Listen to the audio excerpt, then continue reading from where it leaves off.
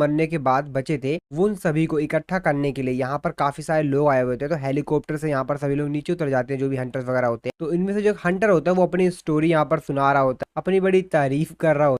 तो उसका जूनियर बोलता आपकी कहानी सुन के मेरे को काफी ज्यादा मोटिवेशन मिला। और जब ये लोग यहाँ पर सर्च कर रहे होते हैं कि कहाँ कहाँ पे आइटम्स पड़े हुए हैं, तभी इन लोगों के ऊपर कुछ एंट मॉन्स्टर अटैक कर देते हैं। लेकिन उनमें से जो एक हंटर होता है वो उस एंट मॉन्स्टर को खत्म कर देता है। एक्चुअल में ये लीडर होता है इन लोग। तभी ये लोग देखते हैं कि वहां पर एक बहुत बड़ा सा इंसान आ गया होता है, जिसको देखकर ही सभी लोग काफी ज्यादा डर जाते हैं कि आखिरकार अभी ये कौन है। तभी उनका लीडर पूछता है कि तुम कौन हो। लोग आपस में बात करने लगते हैं, क्या ये कोई इंसान है या कोई मैजिक बीस्ट। रुको रुको, फायर मत करना। इनका लीडर भी कहता है हाँ हाँ रुको रुको रुको, पहले हमको इससे बात कर लेने दो, अभी इसके ऊपर शूट मत करना।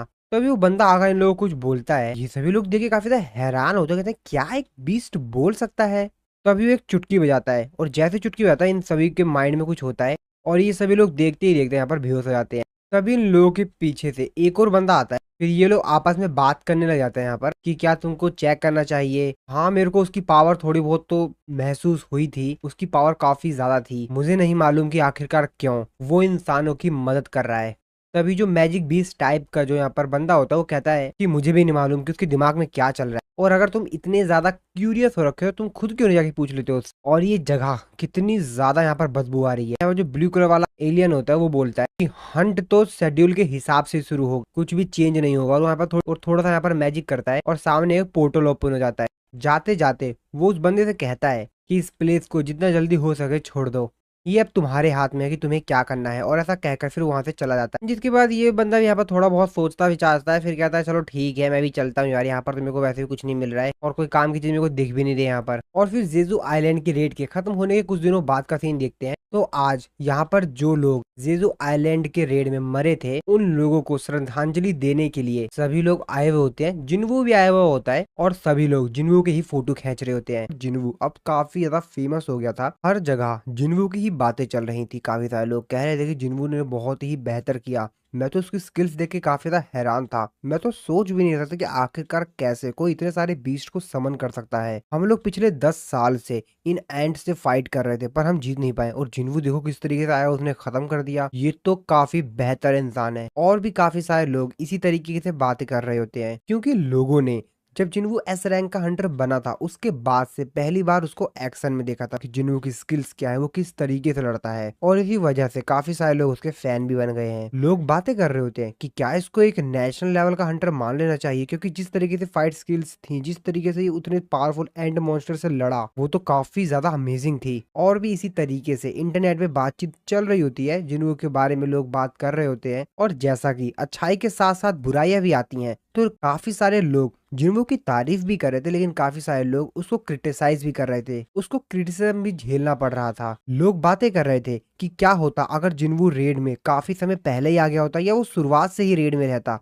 तो शायद हम लोग काफी अच्छे लोगों को बचा सकते थे। गोटो, रियोजी, मिन ब्यूंग, इन सब लोग नहीं मरते। आखिरकार जिन्वू ने रेड को बीच में ही क्यों ज्वाइन किया? अगर वो शुरुआत से सब कुछ कर लेता तो काफी सारे लोगों की जान बचाई जा सकती थी, शायद इन सारे लोगों की जान जाती भी नहीं। और भी लोग कई प्रकार की बातें कर रहे थे जिन्वू के बारे में। काफी सारे जो लोग हैं वो जिन्वू के सपोर्ट में भी थे, लेकिन काफी सारे लोग उसके अगेंस्ट भी थे। लोगों ने काफी सारे लोगों को गवाया था। और जब जिन्वू ब्यूंग को श्रद्धांजलि देकर वापस आ रहा होता, तभी रास्ते में मिस्टर बेग जिन्वू से बोलते हैं कि जिन्वू, मेरे को लगता था कि एक सिंगल हीरो कभी भी युद्ध को खत्म नहीं कर सकता अपने दम पर, लेकिन मैंने जो अभी रिसेंटली देखा तुमने मुझे गलत साबित कर दिया। Thank you जिन्वू। तो मिस चाइन की भी जान बच गई होती है। तो मिस चाइन जिन्वू की तरफ देखती है, जिन्वू भी उनकी तरफ देखता है, और फिर मिस चाइन पत्नी भाई क्यों शर्माने लग जाती हैं। अब जिन्वू उनको देख कर कहता है भाई ये इन्हें क्या हो गया। अब वो भी बेचारा कंफ्यूज होता है कि अब मैं क्या बोलूं। तो 5वें जेजू आइलैंड की रेड में टोटल 4800 हंटर्स ने पार्टिसिपेट किया था, और उन हंटर्स में से 727 ऐसे हंटर्स थे जो कि रीअवेक्ड हुए थे, और उनमें से 64 अवेक्ड हंटर्स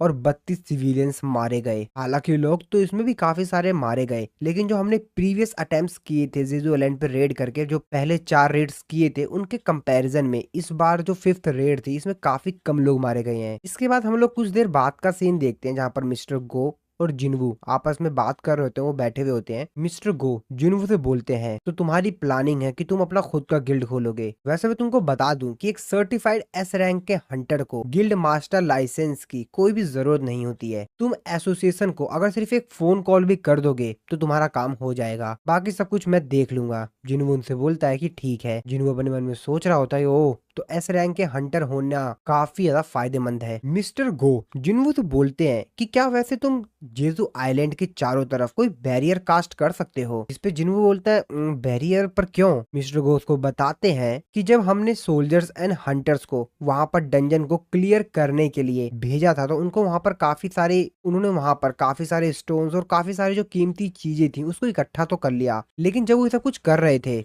उसी दौरान वो लोग बेहोश हो गए। और ऐसा नहीं था कि वो कमजोर हंटर्स थे, वहां पर ए रैंक के और बी रैंक के हंटर्स भी थे। मुझे नहीं मालूम ऐसा क्या हुआ, लेकिन वहां पर कुछ उन लोगों के साथ ऐसा हुआ। अब मुझे एग्जैक्टली उन लोगों ने कुछ नहीं बताया। वो लोग बता रहे थे उन लोगों को एक्चुअल में कुछ भी याद ही नहीं था। वो लोग बता रहे थे कि वो लोग हर वो चीज भूल गए जो भी बेहोश होने से पहले हुई थी उनके साथ, और जब वो दोबारा होश में आए तो वो उससे पहले की हर एक चीज भूल चुके थे, उनको बस उसके बाद का याद था। तो इसलिए मेरे को लगा कि क्यों ना हम वहां पर चारों तरफ उस आइलैंड के कोई बैरियर लगा दे, ताकि हम लोग को इन फ्यूचर कोई भी दिक्कत ना हो। जिसपे जिन उनको बताता है कि नहीं, मैं ऐसा कुछ नहीं कर सकता हूँ। मिस्टर को कहते हैं चलो ठीक है, मेरे को ऐसा लगा ही था। जिनू उनसे बोलता है कि वैसे क्या हंटर्स ने आपको कुछ और बताया? मिस्टर को कहते हैं कि नहीं, जैसा कि मैंने तुमको बता दिया था कि वो लोग बेहोश हो गए थे, उससे पहले का उन लोगों को कुछ भी याद नहीं है, तो उन लोगों ने शायद तुम्हें कुछ बताया भी नहीं। जिन वो अपने मन में सोच रहा होता है कि क्या एंड्स ने अपने पीछे कुछ ट्रैप्स छोड़ दिए हैं, आखिरकार वो क्या चीज होगी। मिस्टर गो और जिनू जब बातें कर ही रहे होते हैं, तभी एसोसिएशन का जो एक मेंबर होता है वो मिस्टर गो के पास आता है, उनको बताता है कि आपसे कोई गेस्ट मिलने के लिए आया। जिस पर मिस्टर गो कहते हैं चलो ठीक है मैं आता हूँ, और जिनू से बोलते हैं मेरा एक गेस्ट समय से पहले ही आ गया है तो मेरे को चलना चाहिए। जिनू को उसका समय देने के लिए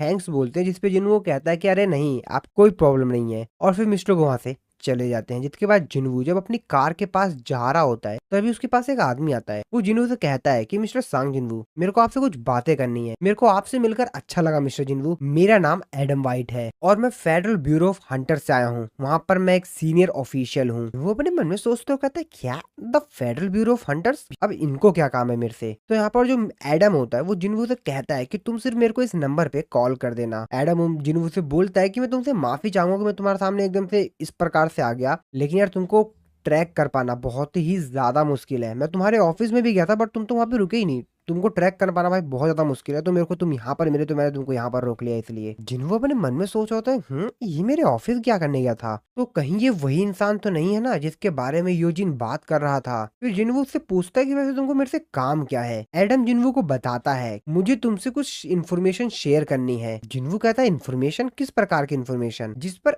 एडम जिनवो को बताता है कि मैं आपको एक ऐसी इन्फॉर्मेशन देने वाला हूँ, शायद ही इस कंट्री या शायद इस दुनिया में कोई ऐसा इंस्टीट्यूशन होगा जो आपको इन्फॉर्मेशन दे पाएगा। जिसपे जिनवो उससे पूछता है कि आखिरकार तुम इस प्रकार के इन्फॉर्मेशन मेरे को ही क्यों देना चाहते हो? एडम उसको बताता है क्योंकि हमको आपके जैसे स्पेशल इंसानों को ऐसी इन्फॉर्मेशन देने में काफी ज्यादा फायदा है। वैसे हमारे जो डिप्टी डायरेक्टर हैं एक्चुअल में वो आपसे मिलना चाहते हैं। आपने जेजू आइलैंड के ऊपर जो कारनामा करके दिखाया है उससे वह काफी ज्यादा इंप्रेस हो गए हैं और इसीलिए वो आपसे मिलना चाहते हैं। मिस्टर जिनवू, मैं जानता हूँ कि आपके लिए इस प्रकार से ये सब कुछ हो पाना एक तरह से अनप्रिडिक्टेड है, लेकिन बाकी जो कुछ भी है हमारे जो डिप्टी डायरेक्टर है वो आपको सब कुछ समझा देंगे। तो चलेंगे आप मेरे साथ? वैसे मेरी कार बगल में ही खड़ी है, अगर आपको उनसे मिलना है तो आप हमारे साथ चल सकते हैं। जिनवू भी थोड़ा सोचता है कि यार इन्फॉर्मेशन, लेकिन जिनवू उसको मना कर देता है और उससे कहता है कि मेरे को तो इन्फॉर्मेशन के बारे में पता भी नहीं है। अब मुझे पता नहीं है कि जो तुम मेरे को इन्फॉर्मेशन दोगे वो मेरे से रिलेटेबल भी है या नहीं, तो मेरे को कोई काम नहीं है, तुम जा सकते हो, मैं तुमको बाद में सोच के बता दूंगा। तभी एडम जिनवू से कहता है कि अरे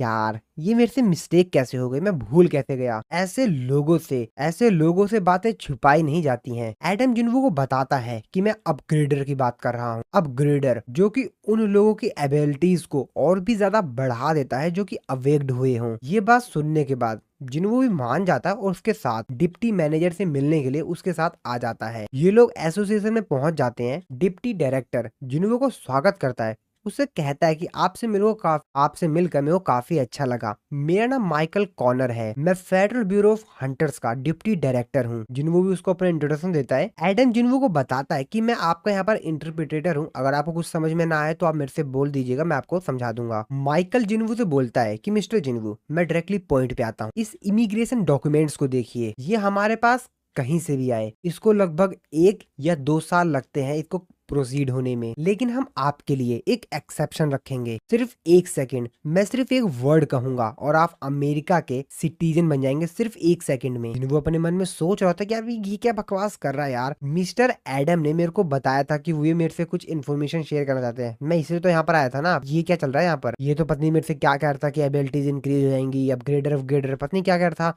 अब ये यहाँ पर क्या बात करने लग गया। उसके बाद जिन्वू डायरेक्टली पॉइंट पे आता है और बोलता है, क्या सच में ऐसा पॉसिबल है, किसी हंटर की एबिलिटीज को अपग्रेड किया जा सकता है। माइकल जिन्वू को बताता है कि हाँ, और एक्चुअल में जो इंसान ये सब कुछ करता है वो इस वक्त यहाँ पर है, मैं आपको उनसे मिलवाना चाहूंगा। इसके बाद वो यहाँ पर मिसिस सेलनर को बुलाता है। जिन्वू उनको देखकर अपने मन में सोच रहा होता है कि ये तो कम्प्लीटली एक अलग ही इंसान है बाकी अवेक्ड इंसानों से। डिप्टी मैनेजर माइकल मिसिस सेलनर से कहता है, प्लीज आप सांग जिन वू को अपनी जो भी पावर है, जो भी आप कर सकते हैं, उनको एक्सप्लेन कीजिए। जिसके बाद वो कहती हैं, बिल्कुल चलिए मैं इनको दिखाती हूँ। लेकिन उससे पहले वो जिन्वू की तरफ देखते हुए उसको कहती हैं, जिस तरीके से तुम मेरी पावर एबिलिटीज को देखकर मेरे को देखकर शौक में हो, हर कोई जिससे भी मैं मिलती हूँ पहली बार में उसको डाउट तो होता ही है, वो ऐसे ही देखता है मेरे को। एक बार अगर तुम मेरी पावर को चख लोगे, तुमको स्वाद मिल जाएगा ना मेरी पावर का, तो तुम मेरे से और भी ज्यादा पावर की भीख मांगोगे। जिसके बाद वो जिन्होंने करीब आती हैं और उससे बोलती हैं कि जैसा कि तुमको मालूम ही होगा, जो भी अवेक्ड होता है उसकी स्ट्रेंथ की एक लिमिट होती है और वो अपनी उस स्ट्रेंथ लिमिट को क्रॉस नहीं कर सकता, चाहे जितनी भी कोशिश कर ले। उस अवेक्ड इंसान की जो रैंक होती है वो हरदम सेम रहती है। हाँ, एक दूसरा ऑप्शन है कि वो दोबारा से रीअवेकिंग के लिए जाए, लेकिन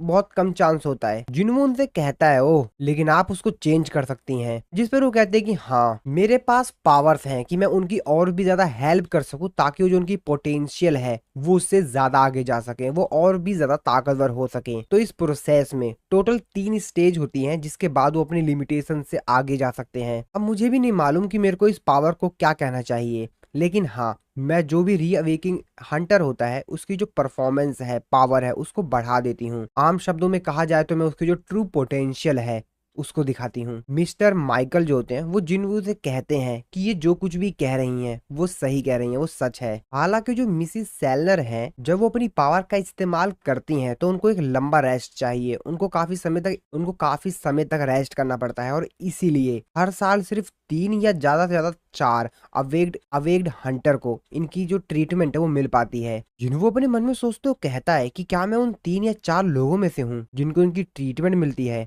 क्या ये वैसे सही